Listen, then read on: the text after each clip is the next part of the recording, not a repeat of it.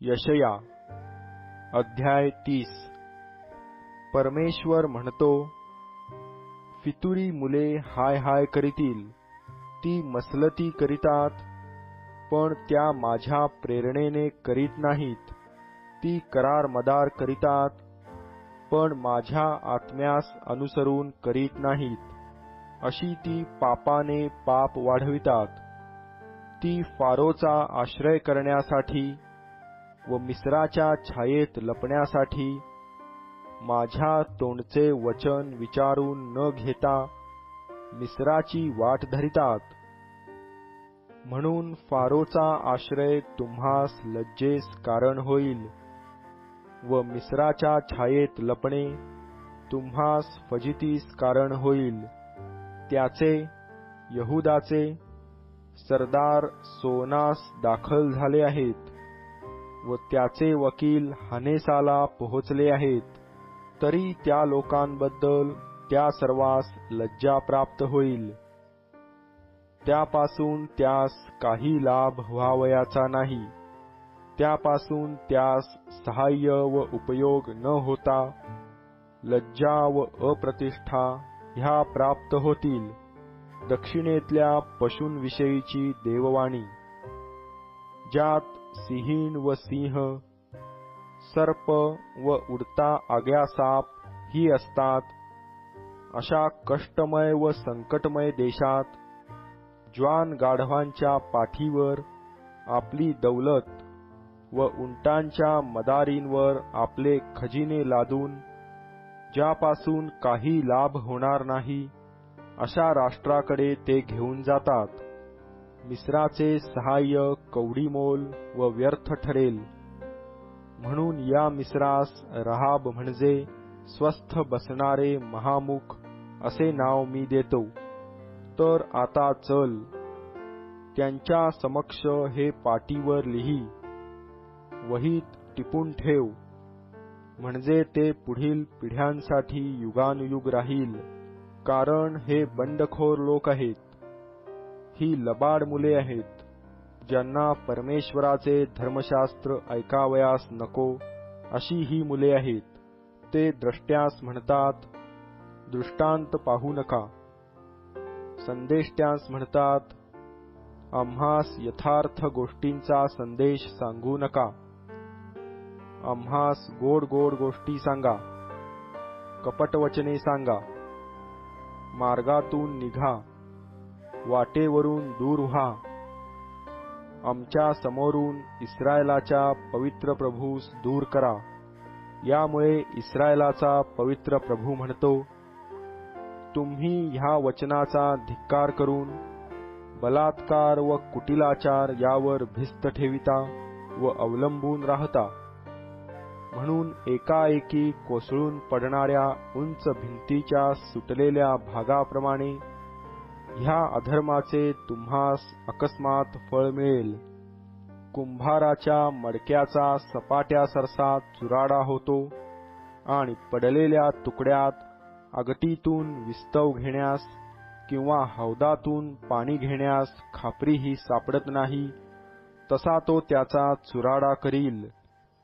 कारण प्रभू परमेश्वर, इस्रायलाचा पवित्र प्रभू म्हणाला, मागे फिरणे व स्वस्थ राहणे यात तुमचा बचाव आहे। शांतता व श्रद्धा यात तुमचे सामर्थ्य आहे। तरी तसे तुम्ही करीत ना। तुम्ही म्हणाला, नाही, आम्ही घोड्यावर बसून पळू, म्हणून तुम्हास पळावे लागेल। तुम्ही म्हणाला, आम्ही चपळ घोड्यांवर बसू, म्हणून तुमचा पाठलाग करणारे चपळ बनतील। एकाच्या धमकीने तुमचे 1000 पळतील, पाचांच्या धमकीने तुम्ही पळाल। डोंगर माथ्यावरील एखाद्या ध्वजस्तंभासारखे, टेकडीवरील ध्वजेसारखे तुम्हीच तेवढे शेष उराल। ह्यामुळे परमेश्वर तुम्हावर प्रसन्न होण्यास विलंब लावील। तुम्हावर करुणा करावी म्हणून उच्च स्थानी आरूढ होईल। परमेश्वर न्यायी देव आहे। जे त्याची वाट पाहतात ते सर्व धन्य. सियोनेत, यरुशलेमेत लोकांची वस्ती राहील. तू इतःपर कधी शोक करणार नाहीस. तुझ्या धाव्याच्या शब्दाबरोबर तो तुझवर कृपा करीलच.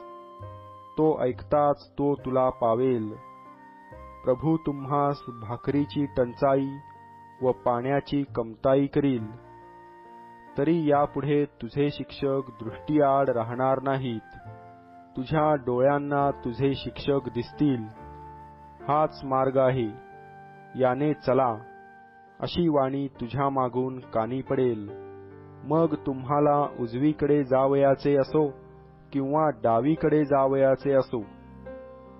तुमच्या रुपेरी कोरीव मूर्तींची मढवणी व तुमच्या सोनेरी ओतीव मूर्तींचा मुलामा तुम्ही अपवित्र लेखाल.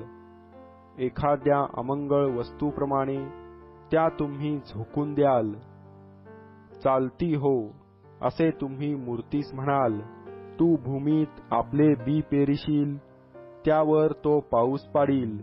भूमी पीक देईल, ते अन्न रसभरीत व सत्वपूर्ण असेल.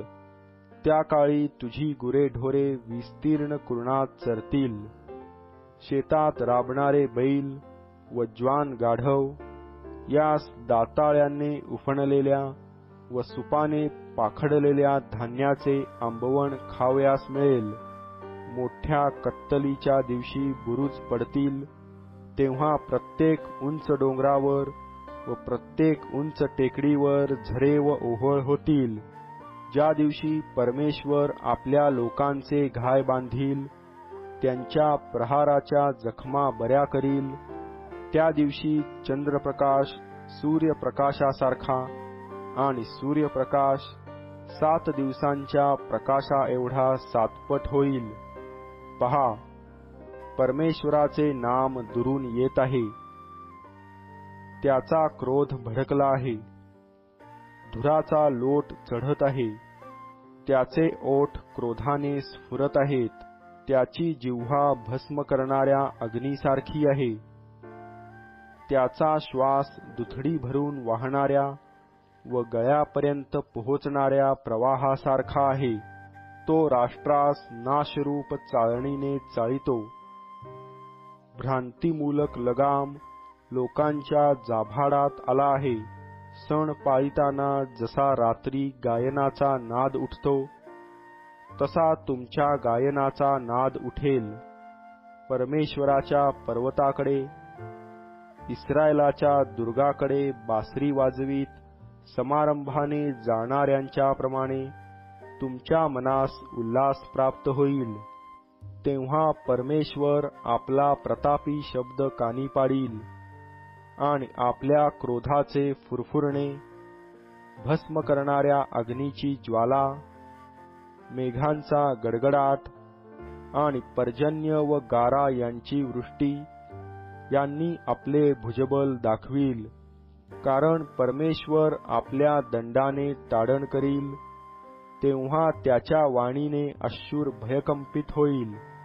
आणि असे होईल की डफांचा व वीणांचा नाद होत असता परमेश्वर त्याजवर नेमिलेल्या दंडाचा प्रत्येक प्रहार करील व हात खालीवर करून त्यांशी युद्ध करील.